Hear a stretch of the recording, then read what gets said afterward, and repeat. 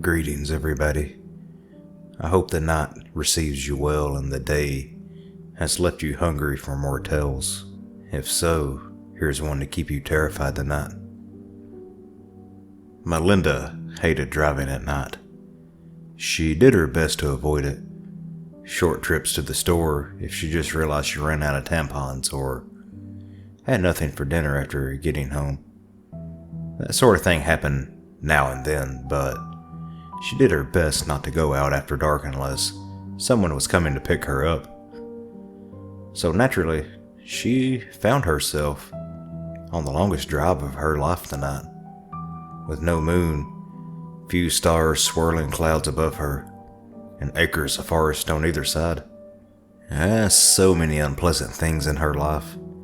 This was her father's fault. She hadn't seen or spoken with the bastard in 15 years, but just after falling asleep tonight, no. That was wrong. It would be yesterday by this time. Out of the blue, her phone rang, and his voice was on the other end. "I need you, Millie. Please, come now." He said just that, and then the line went dead. The old ass was probably drunk, but he never called her before. Not since she was a child and he was still trying to convince her mother to take him back. It felt like she had been dreaming, but waking up to hear his voice again after all these years, it sounded like he was crying. His voice sounded just the same as the last time she heard it. As though in a dream, she had risen, dressed, and gotten in the car. She was well out of town and halfway to his old place before realizing that she had no way of knowing if he even still lived there. She received updates from her mother from time to time over the years about where he was, but the last time she heard from her mother about him was 7 years ago. Had he ever even stayed in one place that long? Not to her recollection. She had been 7 when her mother finally had enough and showed him the door. Prior to that, a move had come every few months. The house they had been living in was their longest stay in one place. A full 16 months. It turned into 2 years after that, and then the next house had been the one she left when she moved out of her own. In all that time, she heard him from sporadical at the best, and had finally decided it was best just to simply forget about him until tonight. She had found out that after a 2-hour drive that she had been right to wonder if he was even in the same place. His last known address was a sketchy apartment in a low-income area of the town that she had grown up in. He had been number 24 or number 42? Maybe he was 14. It definitely had a 4. It didn't matter. His name wasn't on any of the buzzers. Bastard. Her drunk of a father had called her at night, all but demanding she come to him in reasons he didn't even feel were important enough to tell her over the phone. And then just expected that she would know where he lived at now. In a flurry of rage, she turned and marched back to her car, slamming the door and starting off in the direction she came. She was so angry she didn't even look where she was going and missed her turnoff.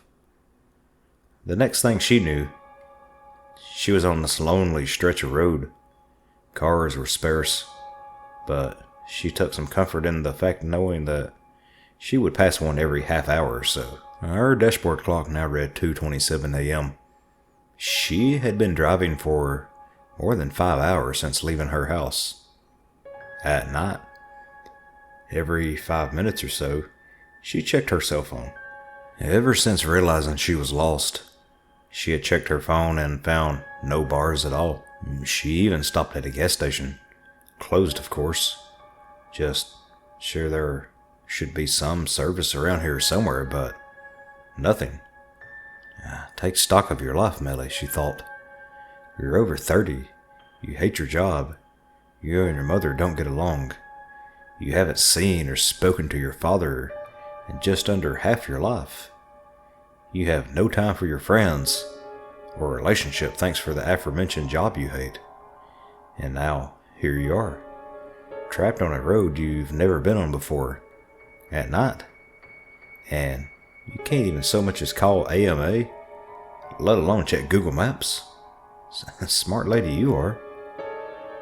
She briefly considered stopping and flagging down the next car that passed.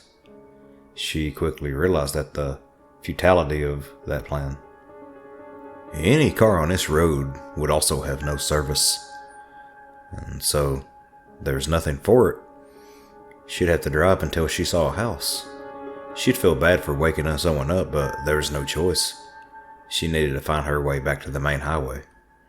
But so far, all that she could see on either side was trees. Mile after mile of trees. No sign of anyone that had ever been here before, except that there was a road and people were obviously still driving on it. There weren't even any road signs other than the mile markers. Had she really found the middle of nowhere? She was just in the middle of this thought when her headlights illuminated something just up the road. A square wooden sign, obviously made by someone other than the government. This wasn't a gas, food, lodging sign or a mile marker or a distance to sign. This looked like the kind of signs advertising a private business was nearby. She slowed down to read it. Granny Royce's Roadhouse. Come to stay the night at Granny's. She'll take good care of you. Room, board, low prices. Next exit. Her heart sped up. She certainly wasn't interested in spending a night at Granny Royce's, but every business had a phone. At the very least, she'd have a map, or know the way back to the highway. She decided she would stop there. She almost missed the turn. Granny Royce's Roadhouse was buried at the back of a long dirt driveway, secluded amid in the trees. She was almost past the little dirt road that led back to it before realizing it was there. She skidded to a stop and turned in. The little house lay ahead. It was 2 stories and looked to have a sign about 8 to 10 rooms. Big for a home, but small for anything announcing room and board. She got closer and looked for a vacancy sign. Nothing. It wasn't that the sign wasn't lit, there was no sign. The porch light was on and the front of the building was illuminated by the light and by her headlights. No sign of any kind. She almost wondered if she had gotten the wrong place, but she was certain that she had seen no other exits between this and the sign announcing it. She paused in the driveway and took out her cell phone again. Still, no service. She did a quick search for any available wireless signals. To her complete lack of surprise, there were none. Not even any secured. There's no one here but me, she thought. At this point, she wouldn't be surprised to find the house empty as well. But the light was on, and this was supposed to be a roadhouse. Someone would be manning the front desk. She got out of the car and headed for the front porch. As she turned around to make sure the lights flashed when she hit the lock button for her fob, she thought she could see the flash of movement in the trees. Something human-shaped. She stopped and looked again. Nothing. She decided she imagined it. At the front door, she hesitated. If it was really a roadhouse, then she would be able to just go in, but what if she got the wrong house? If she tried the door and just walked in, she could find herself arrested out here in buttfuck nowhere. Cautiously, she tried the knob. It turned. She pressed gently on the door. It opened. Relief flooded through her when she saw that it was in a small, but tastefully decorated foyer that had been obviously been repurposed as a admissions area. A quaint desk with an honest-to-God guest book had been placed in the far right corner, and some chairs had been set out, along with magazines on a table. She read the titles briefly: Mademoiselle, Blue Book, The New Country Life, Arts and Architecture, before turning her attention to the little desk. There wasn't a computer. That was a cute touch. It was like the house was from a past era. Perhaps old Granny Royce really didn't like modern technology. There was, however, a little bell, just like there would have been in 1929. It wasn't even the round silver kind you slap to a ring. It was a little porcelain handbell. This place was starting to out-cute her.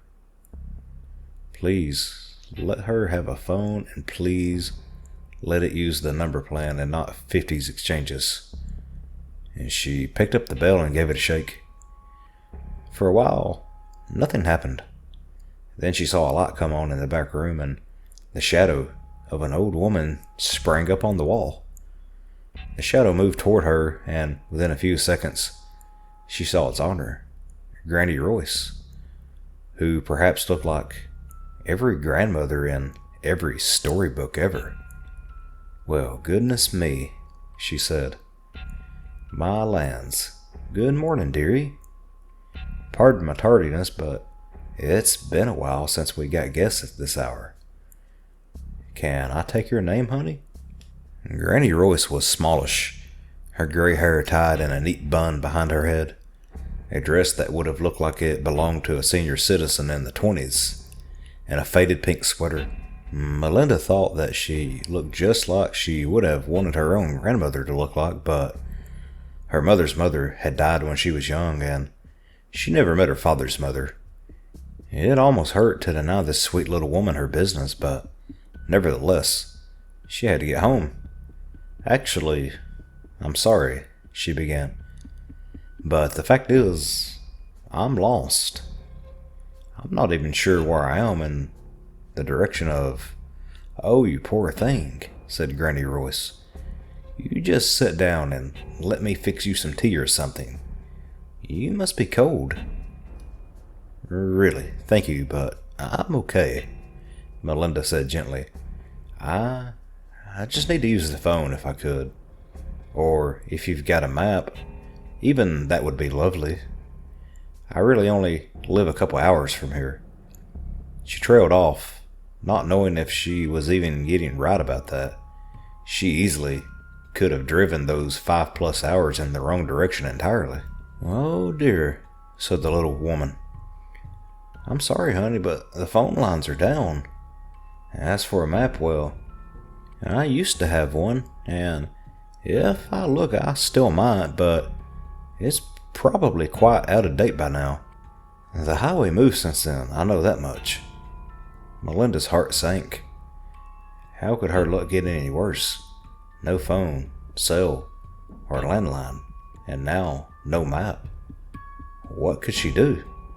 She had to get back home. She was expected to be at work tomorrow at 8 a.m. And why were the phone lines down? The weather was coldish but clear. Were they fixing a line nearby? She told Granny Royce the name of her town, but Granny said, "Believe it or not, I've never heard of that town." "What did you say your name was?" She told her again. "No, it doesn't ring a bell, I'm sorry. But I could not say which directions it's in." "Why don't you stay the night, sweetie? I'll give you a discount for your trouble." "Oh, thank you. That's very kind of you, but I have work tomorrow and I need to get back home. I'm not even sure why I'm out tonight. The only reason I had doesn't seem to really matter anymore." Honey, I wouldn't advise trying to drive back that far tonight," Granny Royce said. "Why, it's almost 3 in the morning, and you've not had any sleep. Maybe the lines will be up in the morning and you can call your work and let them know you'll be late." That won't work either," she replied. "I'm the opener. No one will be there. No, I'm sorry. I've really got to leave." I'll head in the other direction till I find the road I was on." At that, Granny Royce's expression, already one of kind concern, seemed to shift somewhat to one of fear. She paused, looking at Melinda as though she wanted to say something else to keep her inside. Finally, she said, reluctantly, "All right, honey. Yeah, if you're sure. Just you be careful now, and don't speak to nobody until you're back on the road." The last warning seemed a little silly. After all, what was Melinda, a little girl? She thanked Granny Royce for her kindness and headed back to the car. About halfway to the car, she remembered thinking she saw something moving in the trees. Her eyes scanned both sides of the secluded little area she was in, looking for anything that appeared to be moving on its own rather than being blown by the slight wind. She saw nothing. Satisfied, she headed for the car. All 4 tires were flat. She leaned down and saw long slash marks on each tire. Someone in this little slice of green acres had slashed her tires in the time it took her to find out that she had no way of contacting anyone tonight. Kids from a local farmhouse. Gotta be, she thought grimly. Nothing else to do, so might as well go out at night and slash tires. She stopped and let the reality sink in. She wasn't going anywhere tonight. She had no choice now. She had to stay the night here until morning, when hopefully the phone lines would be up. Man, she could call someone from work to ask them to go in for her, and then AMA to get the tires dealt with. She sighed and walked back into the house. She could hear Granny Royce as she was walking back into her room. She had already turned off the lights, resigned to her fate. Melinda rang the little bell again. "Is that you, miss?" she heard Granny Royce call. Yes, it's me," she answered. "Sorry to be a bother. My name is Melinda Orton. Sorry I never mentioned it before. I guess I will take that room for the night if the offer's still good." "Oh, of course it is, dearie," said Granny Royce, re-entering the room and turning the lights back on. "Melinda. Oh, that's such a pretty name, honey. Well, let's get you situated. You put your name and arrival time in a book in there, and I'll get you a key. All the boarding rooms are on the 2nd floor, and there's only a couple left." There are others here?" This was surprising. Not a single car had been in the front lawn when she pulled in. "Oh, yes, Miss Melinda." Granny was puttering around in the adjunct room. "Mr. Norris, young Calvin. There's a few of us here." She came back out with a key in her hand. "Just out of curiosity, what made you change your mind?" She seemed to brighten as she asked a question, as though relieved that Melinda would stay after all. "Oh, it's probably just local kids getting kicks," she said, "but I found my tires slashed." Granny stopped suddenly, her face twisted with a concern and worry. She resumed as though nothing was wrong. "Nothing to be done for it, I suppose," she said with an air of sadness. "Well, not until morning, at any rate," said Melinda. "Then hopefully the lines will be up." "Oh," said Granny Royce distractedly. "Yes, hopefully." She led Melinda up to the darkened staircase into an empty, quiet hall. Or perhaps not so quiet.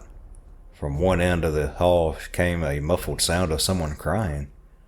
Whoever it was crying softly. Not with anger or fear, but with deep sadness. It sounded as if the crying was something this person was used to, but they were still unable to stop. "Who is that?" she asked, pointing in the direction the crying was coming from. "Oh, pay no mind, honey," said Granny. "That's just Mr. Norris. He's been like that for a while. Older man, you understand. Not all there." She tapped her temple. "Oh, I understand," Melinda replied, but wondered privately how an old, out-of-touch man would wind up at a roadhouse. "Has he been here long?" A while, I'd say, answered Granny. Don't really recall how long exactly. How does he pay for room and board? I guess he doesn't drive, she said to the old woman. Actually, it doesn't look like anyone else here has a car. Granny started at this, looking up with almost a guilty expression. Oh, well, she said, that kind of thing is the business of the guests. I don't ask about such things. She turned the key in the lock of the room and she had led Melinda to and opened the door. Turning on the light, she showed Melinda to a quaint little room. Melinda thought it looked like stepping into the past. She could swear this room would have looked modern in the early 50s. At the earliest, come to think of it. So could the rest of this place, she thought. No wireless service, no computer, that old bell, and those magazines, they looked new, but that thought was cut off as Granny put the key on the nightstand and started in with the instructions. Now, the bathroom is down the hallway there. You'll be sharing it with the whole floor, so please bear that in mind if you have to go. There's a shower schedule on the door as well. First come, first serve. You just add your name to be the first available line, and that's the order the showers are in. I wouldn't worry about that if I were you, though. I'm sure you'll be first in line. I get up at 6 a.m. sharp every morning and start breakfast. But you come down whenever you're ready and I'll whip you something up. Oh, and one last thing, my dear. I would strongly advise you not to leave the house until sunup. You just never know what could happen out there in the dark. Of course, she replied. I would never go out there in the dark if I didn't have to. She stopped that train of thought right out of the gate. After a few moments, she was alone. Alone, without anything to wear to bed, and nothing to shower, brush her hair, her teeth with in the morning. She sat on the bed and looked out the window, which faced front. Her car still sat there, where she had left it. The only thing for miles that seemed like a part of her world. And an expensive, overlarge paperweight until I can get a hold of someone, she thought, bitterly. Despite the hominess of the room, she felt an unwillingness to rise and shut off the light.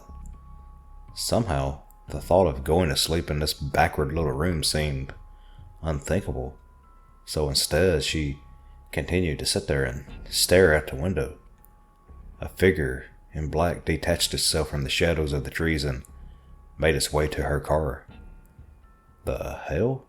She jumped up and ran to the window. The figure was tall and seemed to be wearing a cloak made of night. She saw its arm extend, and in its hand was a long, jagged dagger. It dragged the dagger across the side of her car, leaving a long gash, marking the paint and metal. Hey, she shouted. The figure kept dragging the dagger. She reached for the window and to open it. It wouldn't budge. She looked for a lock, but couldn't see one. Hey, she yelled again. This time, the figure raises its head, and she could see the glint of two eyes under the hood. The figure raised the dagger slowly, determinedly. It pointed it straight at her face. She leapt away from the window and ran for the door. A noise on the other side stopped her. Footsteps. Dragging, shambling footsteps. And crying. The sound of a person for whom deep, longing sadness is the way of life. Mr. Norris. She waited. Somehow, she just felt that she could let the old man pass before she opened the door. Before he got very far, however, she heard other footsteps. These, much quicker and lighter, run up the stairs and stop near the door of her room. Stop it, hissed Granny Royce. Go back in your room right now. You know better. She can't see you yet. Hopefully, she won't have to see you at all. Now you go back in there. You've got no business being out at this hour anyway. What on earth? How could that sweet old woman talk to another human like that? Let alone an old man with a foggy mind. She almost opened the door right then, but somehow her hand stopped and waited until the shuffling, crying old man had made his way back down the hallway.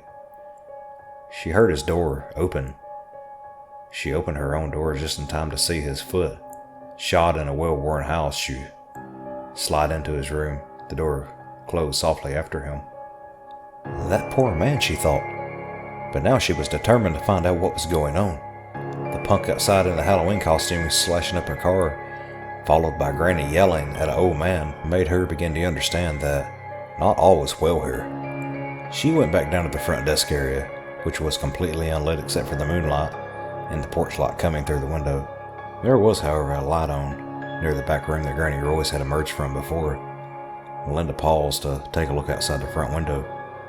The maniac with the dagger was nowhere to be seen for the moment, but she was now determined that it was he that she had seen moving through the trees. He could have killed me. And she strode in the direction of the light, saying that it was the light to the kitchen. She kept going, expecting to find Granny Royce still puttering about with whatever an old innkeeper did with herself during the early hours of the morning. Instead, she found Granny sitting with a young man of about 20. He had dark hair and a scruff of stubble and was wearing a dark brown corduroy shirt with khakis, along with a pork pie hat. He looked like he was ready to go sell newspapers on a street corner in the 1930s. He was quietly sipping tea while Granny was admonishing him from the other end of the table. Now, that was a horrible thing to say, she said. When I was your age, young men minded their manners. That's a laugh, talking about my age, muttered the young man with a sneer. Just how old are you? Do you even remember? Calvin Davison, you are in trouble, young man, she hissed back. Neither had noticed Melinda yet. One of these days, you're going to say something you'll regret. Ah, come on, Granny. What could I possibly say that will make things worse than they already are? Demanded Calvin. I mean, look at old Mr. Norris up there. Both of us are, hello, miss. I didn't know we had anyone else here. He had just seen Melinda. Hi, she said. She had the feeling that she had walked into an argument the two of them have had many times, and that did not concern her. Her fear and anger were forgotten at the moment. Calvin had been talking to Granny like a sullen kid, but something about what they were saying seemed wrong. Can I help you, Melinda? Asked Granny Royce. Is there something wrong with your room? That brought her back. No, she said. The room is fine, but nothing else is. I mean, what on earth do you even have a roadhouse out here where it seems like no one ever stops? Why are most of the rooms full, even though mine is the only car out there? Why did I hear you talking to Mr. Norris like he was a dog, and why would you want to make sure I didn't see him? She got no further before Calvin cut her off. Ah, good Lord. She's not even been here a night and she can see it. Why did you even let her in, Granny? Why don't you just bolt the door? Hell, if I could go take down that sign, don't you think I would have by now? Lord, have a duck. There's something you don't hear many young men say, thought Melinda. She decided to ignore Calvin for the moment otherwise. And besides that, there's someone out there. He's a freak who slashed my tires, and he's been out here messing up my car ever since then. And you can't even call the police? Are you going to tell me that you've never had vandals out here before? There was a long pause in the room. Neither Granny nor Calvin seemed willing to break it. Calvin scratched at his neck for the first time. Melinda noticed a red slash at his throat, half hidden by his collar. It looked like either a very fresh scar or a slightly healed wound. Listen, miss. I don't know your name, he finally said. Melinda, she told him. Melinda, he repeated. Melinda, I think you should sit down. I have to tell you something that you may find troubling. Melinda did not like how he said that. She also didn't like the way his tone had switched from a sullen child to a serious adult. He looked several years her junior, but he was talking to her like he was her uncle, or her boss. He swallowed a sip of tea and sighed, and then looked her straight in the face and said, "The reason I don't have a car out there is that when I got here, no one my age, no one in my line of work, would have owned a car. It would have seemed like an impossible dream." What are you talking about?" she asked, hesitantly. "I worked in a textile mill," he said. "The mill was shut down by the time I got here. Most businesses were, so I struck out on my own, a drifter looking for what work he could find, and I stopped here. Forever. Businesses were shut down." "I don't understand," said Melinda. "We're having a rough time of it right now, but businesses are mostly staying open." "Not then, they weren't," said Calvin, sadly. "I arrived here in, 1929. Melinda blinked. Something had exploded behind her eyes. "This place was new then," said Granny. "My man and I had just opened it, and young Mr. Calvin was a sweet young lad of 16. I offered to take him on as a hired help over my husband's objections. Well, my husband was a well-meaning man, but he knew how to pinch a penny. 'Twas a year after I took Calvin on that Mr. Royce died.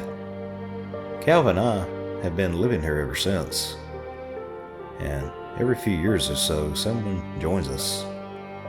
"Yep," Calvin broke in. "Miss Tilly was the first. She was a woman of ill repute who ran here, pregnant, and scared that the man who run her trade up in New York was going to find her and kill her. She and that baby." He broke off, now seeming on the point of tears. "And then," said Granny, "there was Mr. Standish. He was a traveling minister. He doesn't travel anymore." "Mr. Norris got here in '69, said Calvin. "His story is probably the worst. He was a bank robber, you see. Carried a pistol, and he didn't like learning how long we'd all been here. He paused, stood, and walked out to the kitchen window. He tried to leave on his own, you see. He ain't the first to try it.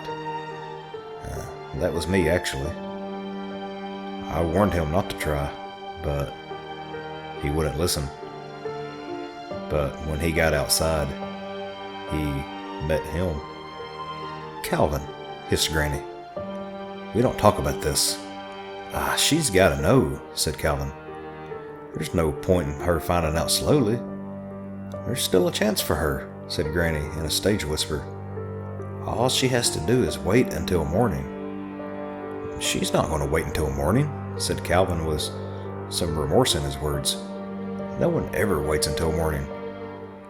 The fact that she came down here is proof enough of that, but besides, what good would that have really done her? Her car is useless. We have no phones here. There was no phone when this place went up, and there won't ever be a phone here. You know that." "Okay, everyone, stop," Melinda shouted. "That's enough. Now, you can't keep me a prisoner here, and I have no intention of staying any longer. Only that knife-wielding maniac out there is keeping me from running up the road this minute. Now, I need to know what's really going on here, and I need to know it now." "We've been telling you," Calvin said. "Granny may not want you to know everything, but you need to, because you won't be leaving." "Oh, we're not trying to keep you prisoner. I don't even care if you run out that door right now, but you'll never leave this house again afterward." "Oh, like hell I won't," yelled Melinda. "Listen, child," said Granny, rising from her spot at the table. "Listen, please. None of us mean you any harm, my dear. Not even Mr. Norris. There's scant he can do anymore, and he knows it. That's why he's been up there crying all the time, but we're stuck here. All of us. I hope there's a chance for you to run for it in the morning, but Calvin's right. There's no guarantee you'd be safe in the morning anyhow. What the hell is wrong with this place? Choked out Melinda. She was beginning to break down. She could feel tears welling in her eyes. It was about a month after Mr. Royce died, said Calvin. It's when he came. He was wearing that long black robe and carrying that ridiculous dagger. I saw him when I was trimming the hedges in the back. I told him he needed to get out of here because I didn't like his look. He moved so fast. I never saw it coming. And he got me. From here. Calvin touched his neck. To here. He touched his lower abdomen on the opposite side of his neck slash. He began to undo his shirt. Melinda almost vomited. Under his shirt was a long, ugly slash that went deep and was still seeping blood. She could see bone, muscle, and intestines wriggling around within that mangled ruin. I died that night, said Calvin. But then I didn't. The next thing I knew, I was being dragged into the house by Granny, and when I woke up, I nearly scared her to death. She was sure that I was gone. The thing is, I was. But I was awake. I could talk, walk, do anything I could while alive, except take any enjoyment or nourishment from food or drink anymore. I still drink that tea because it keeps my skin from turning ash gray. I learned about that 50 years ago. He didn't go away though. Granny broke in. I went out to deal with him, carrying my axe. He took my axe and buried it in my back. I won't show you the wound, honey.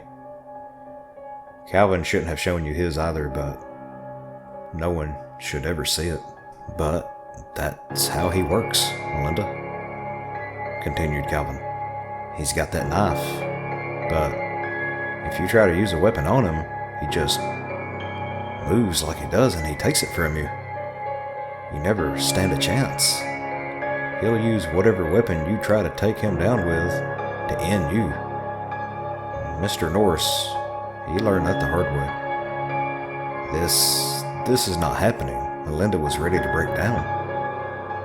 She had to hold it together. She had to get out of there somehow. Nothing about this was right. Nothing about it could be real. It was all a dream. Too much didn't make sense. Her father calling her out of the blue, her leaving to go to him without a second thought, getting lost so quickly and so irreversibly. No cell phone service anywhere on this road. This place, everything about it. She was dreaming. That had to be it. But if so, she was going to survive this dream.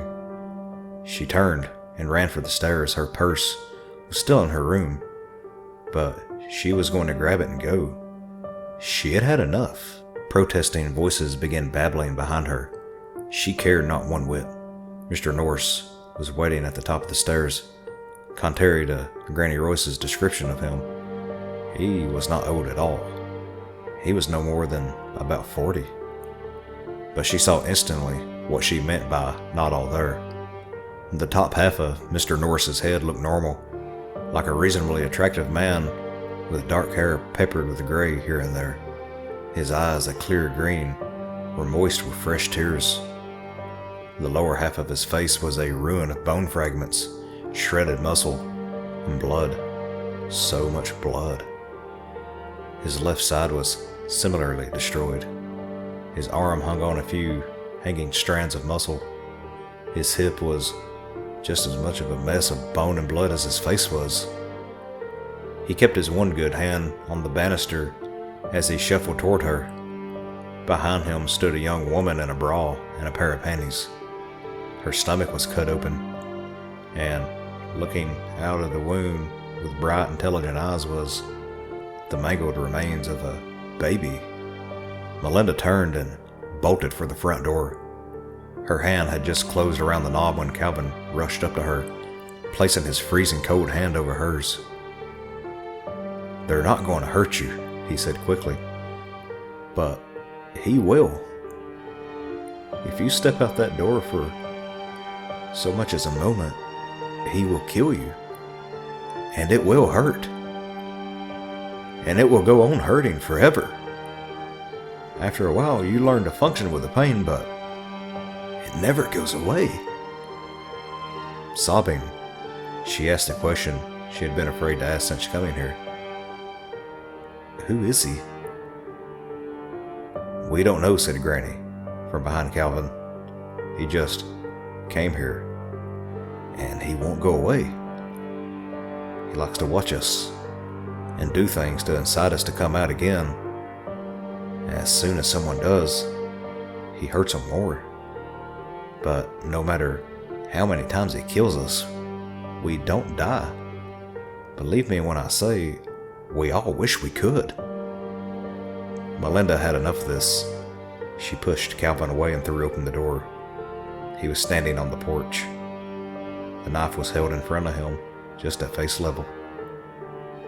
Melinda ran into him at a rush, the knife puncturing her right eye, and its tip sliding on through, out the other side. She had just managed to see the grinning, pure white face of her killer before everything went black.